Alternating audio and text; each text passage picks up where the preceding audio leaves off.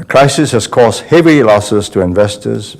It has wiped out years of growth and development in Indonesia and the affected countries, although Indonesia is the worst off. The Indonesian rupiah today is worth only about 20% of its value. In 2013, Lee Kuan Yew made a stark prediction about Indonesia, stating, "Over the next 20 to 30 years, I would be very surprised to see the country transform itself. Malaysia is likely to make greater strides." 12 years later, with Indonesia's currency at its lowest point since the 1998 Asian financial crisis, its stock market plunging 20%, and thousands of students protesting in the streets, perhaps Lee's prediction is coming true. But what is even more remarkable is Lee's damning views of the man currently in power, Prabowo Suharto, the son-in-law of Suharto, the military strongman who ruled Indonesia for 30 years. In his memoirs, Lee branded the current president as impetuous and rash, stating, "Prabowo had a reckless streak in him."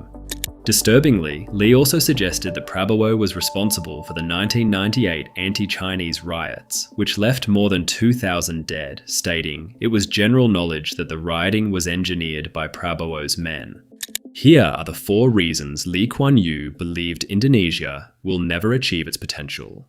First, we have the resource curse. You see, Lee was famously skeptical of countries blessed with natural abundance, arguing that natural wealth fosters a culture of complacency, stating, "Indonesia remains a resource-based economy with a mindset among the people premised on making a living through what the ground provides, rather than what you can create with your own 2 hands. The resources they have tend to create a laid-back culture. This has cultivated a non-enterprising nature that will not be overcome easily."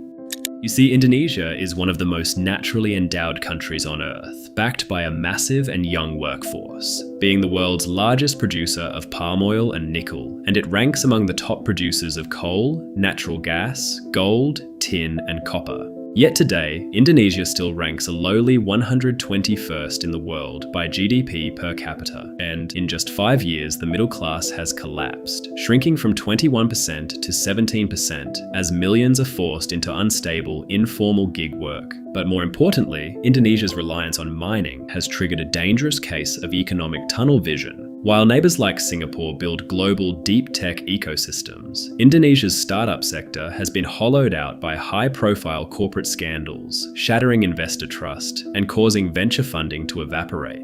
Even Indonesia's new breed of entrepreneurs seem to validate Lee's skepticism of the country's potential. I remember being in meetings internally talking about like, oh, you know what? Indonesia is all that matters. If you win Indonesia, you win everything. I remember specifically that sentence was uttered, and I cannot forget that moment because we were wrong. That is not true.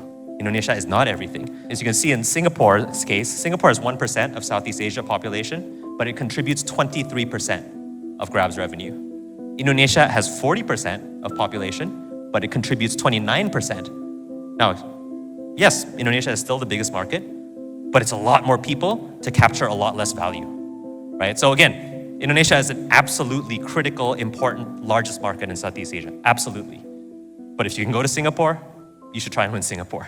Next, we have corruption, which Lee believed was Indonesia's most entrenched problem, stating, "The country has to get a handle on rampant corruption. Corruption results in leakages all along the way. $1 is spent, but 10 cents is taken out here and 20 cents there, and by the time it reaches the ordinary worker or the foreign investor trying to turn a profit, there is little left." Today, Indonesia languishes at a dismal 109th out of 182 countries on the Global Corruption Perceptions Index, as relentless waves of sophisticated scandals continuously derails progress. Even this month, President Prabowo's flagship $15 billion free nutritious meals program, promising to feed millions of school children, has crumbled into a massive corruption probe. You see, when state funds are constantly funneled into private pockets, it strips resources away from critical infrastructure, schools, and healthcare, leaving ordinary citizens to pay the price for a broken system. Lee insisted that Indonesia could never truly progress without breaking this cycle of corruption, stating, "It will take very determined and sustained action, and it has to start from the center." If corruption can be reduced significantly, then a new future can be forged, and a new Indonesia is possible. Which brings us to the danger of President Prabowo's attempt to centralize power. You see, Lee actually believed that this isn't inherently bad, pointing to former strongman Suharto for implementing policies that improved Indonesia, stating, "Suharto may have failed on corruption and on nepotism, but history will also judge him on outcomes. He educated the people, grew the economy, and built roads and infrastructure. If it had not been for Suharto's hard-headed policies promoting development, Indonesia would have turned out like Myanmar." As a general, Suharto watched all this and decided it was wrong that Indonesia had all these resources that can be developed. And however run down the infrastructure, it can be repaired and it can be got going. And it is only now, after 1949, 45 till now, just 45 years of Bahasa, that the younger generation can understand one language. And to achieve that, the Javanese, who have the most superior language, gave up their own language and took up Bahasa as the national language. While Lee acknowledged Indonesia's progress after Suharto, he noticed a flaw common in many developing nations. Democracy had slowed down decisive action, trapping the country in political gridlock when it needed growth the most. It is exactly this gridlock that President Prabowo has vowed to break, but many of his moves have triggered deep skepticism.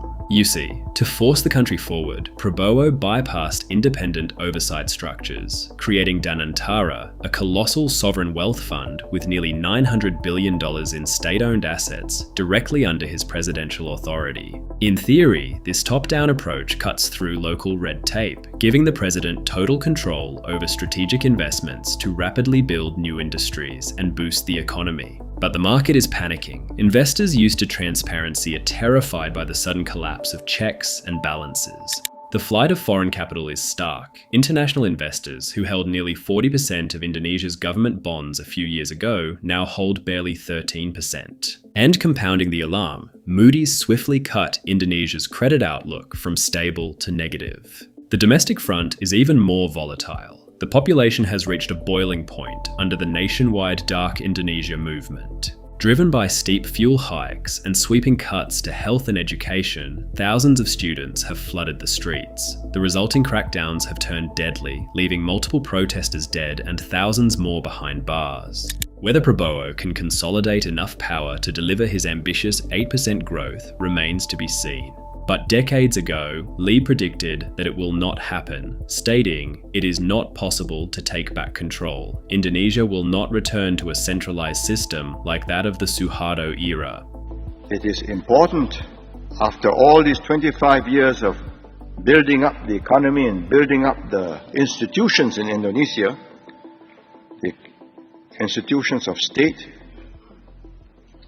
that the succession to the president in Indonesia is in accordance with the constitution, and it is a constitutional succession. Otherwise, the great advances made in these 25 years may well be thrown away. Next, we have Indonesia's infrastructure problem. Lee described the immense challenge, stating, "When you have 17,500 islands, the ability to connect these islands becomes vital to economic development, since major population centres need to be brought together in order for growth in one region to feed off that in another. More fast ferries and domestic flights would help considerably. None of this is being done enough." And it is one of the toughest jobs, one of the toughest leadership jobs in the world. They have 13,000 different islands, big islands. Lee also pointed to the lack of political will to get these infrastructure projects off the ground. Lee observed, "Unfortunately, words have not been translated into action. Indonesian analysts have observed that infrastructural improvements have slowed down when compared to the Suharto era." Decades later, that inaction has proved catastrophic. While a new metro line now runs beneath the city, Jakarta above remains choked by polluted gridlock, all while the entire metropolis literally sinks into the sea. And under Prabowo's government, the rupiah's collapse has forced billions in budget cuts, leading to stalled infrastructure projects and job losses. The country that needed to build more is now building less. However, Lee never dismissed Indonesia entirely, stating, "Indonesia has not done too badly over the last decade, consistently achieving growth of between 4 and 6%.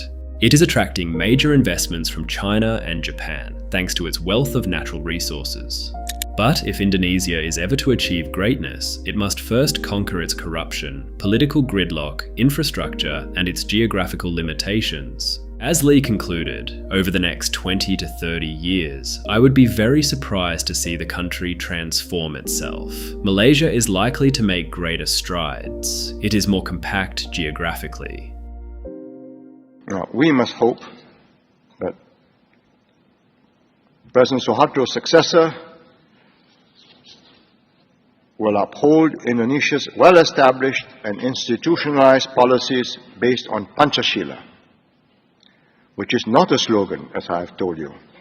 I thought at first it was a slogan, I was wrong. And Pancasila, the attitudes that go with it, has been good for cooperation in ASEAN.